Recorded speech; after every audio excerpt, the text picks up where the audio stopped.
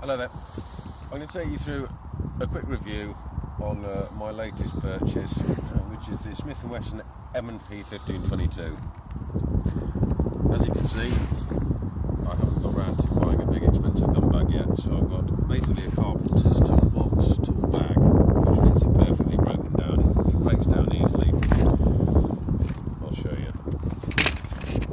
It breaks down into two parts. Main barrel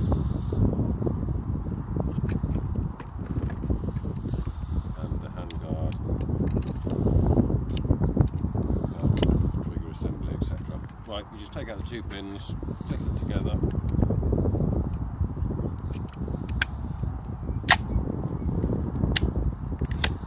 Simple as that. This rifle comes standard with two Magpul flip-up iron sights, which I've taken off. I intend to reattach them on the side as a sort of,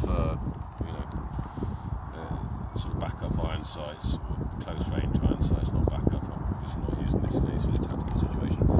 I've got LED P7 torch on and a small bipod, which needs the torch attachment to give it its length, because I intend to be using this for rabbit lamping at night. So that's the basics of the rifle there. I've got an MTC Viper Connect scope on it, 3 to 12, a sort of very small scope, pretty good performance scope. Nice scope actually. A bit strange to get used to this scope. It's got virtually no eye relief. It takes a bit of getting used to. You have to get your eye right up to the eyepiece there, and it's a bit off-putting when you first start using it, but you quickly get used to it. It's got a very good field of view, and yeah, I really like it now. I'm more used to it than I am my standard scope on the sort of standard rifle setup there. Right. With this rifle, it's built on the sort of AR-15 platform, so it's everything works as it would do with the sort of your standard AR-15. You've got the bolt pull at the back there. You will automatically stop back if it's got a magazine in. Bolt release.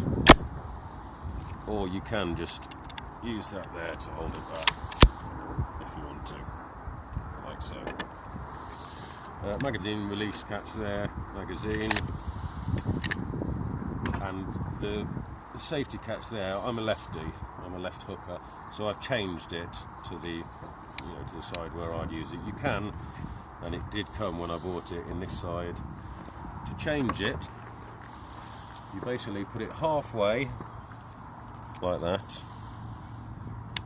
That's safe fire. It's a two-position safety catch. You put it halfway, and then with something like a pen or something, non-metal, non-marking, you push that out. It'll come out, and then you feed it in the other way. It's a bit fiddly. You have to get a little screwdriver in and hold the little catch down. But it's as easy as that. You can read on the internet about taking the whole trigger mechanism apart to do that. You don't need to, in my experience. I could do it now if I wanted to. I just push that, it'll come out. You need a little screwdriver and then you push it back in. Okay. Right, the magazine. The standard sort of AR-15 size, obviously made for a 2-LR. It's got this little device here, which activates the holding back mechanism of the rifle. It's got a load assist button at the side, which makes loading pretty easy. 25 round magazine comes as standard. I've ordered a 10 round because, as you can see, sort of using it for bipod firing is a bit awkward with a 25. So I've ordered a 10 round, and knowing Dauncey guns, I'll probably get it in the next couple of years. So I'm just going to load in 10 rounds now. Nice and easy. so put them down. These are CCI mini mags. They're quite high performance rounds. It does say in the manual that it doesn't recommend any subsonic ammunition. I've fired a lot of different ammunition through this rifle, a lot of subsonic, a lot of hyper velocity, high velocity. I haven't had any trouble with any of it, apart from Remington subsonics, cheap, nasty ammo. They're quite good, certainly in the rifles. I wouldn't recommend Remy subsonics in this. Virtually any other ammo, Ely's, CCI, Winchester, everything, not a problem at all. It cycles it absolutely fine. I've had no dramas whatsoever. The only problem I have had with this rifle is the holding back mechanism. It's supposed to stop, obviously, when you've depleted all your ammunition. Quite often it didn't, so the rifle would still look loaded with a round in the chamber when it wasn't. It just hadn't held back.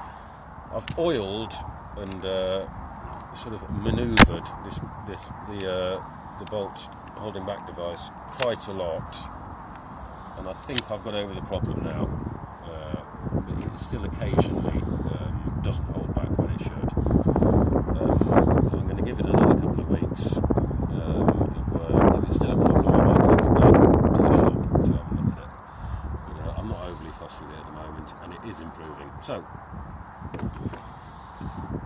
the safety catch can only be activated when it's cocked. So if you want to load it very safely, cock the rifle like that, apply the safety catch, magazine on, action forward, and it's still safe. So I'm going to have a quick 5 shots now.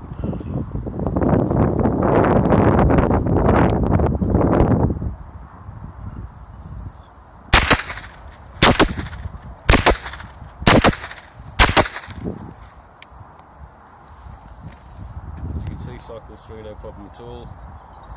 A little bit loud. It comes as standard with this muzzle brake on, which is supposed to do something about reducing recoil or whatever.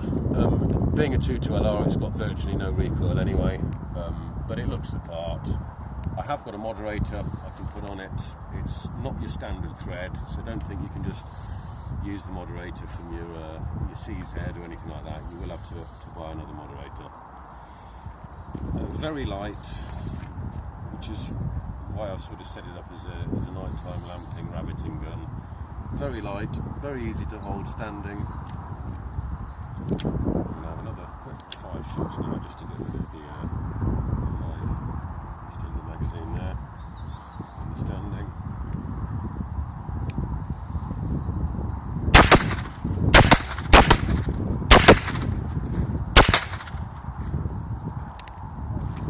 As you can see there, it's done what it's supposed to. The action has stayed back. It doesn't always do that. That's the only problem I've had with this rifle. Quite often it'll go forward, so you'll effectively have that. You'd think perhaps you've still got an unspent round in there when you haven't. But like I said before, I'm slowly getting on top of that one. So yeah, M&P 1522. For myself, I'm a lefty. I've made slight adjustments to this with the safety, but Tom can also use this without any problems. I was thinking of getting the Walther G22 and then moving the action to the other side, but that would pretty much make it over my rifle. So yeah, I have to say I'm very happy. I've shot about 1,500 rounds through this, and yeah, you will not get the accuracy that you get with something like your standard bolt action rifle.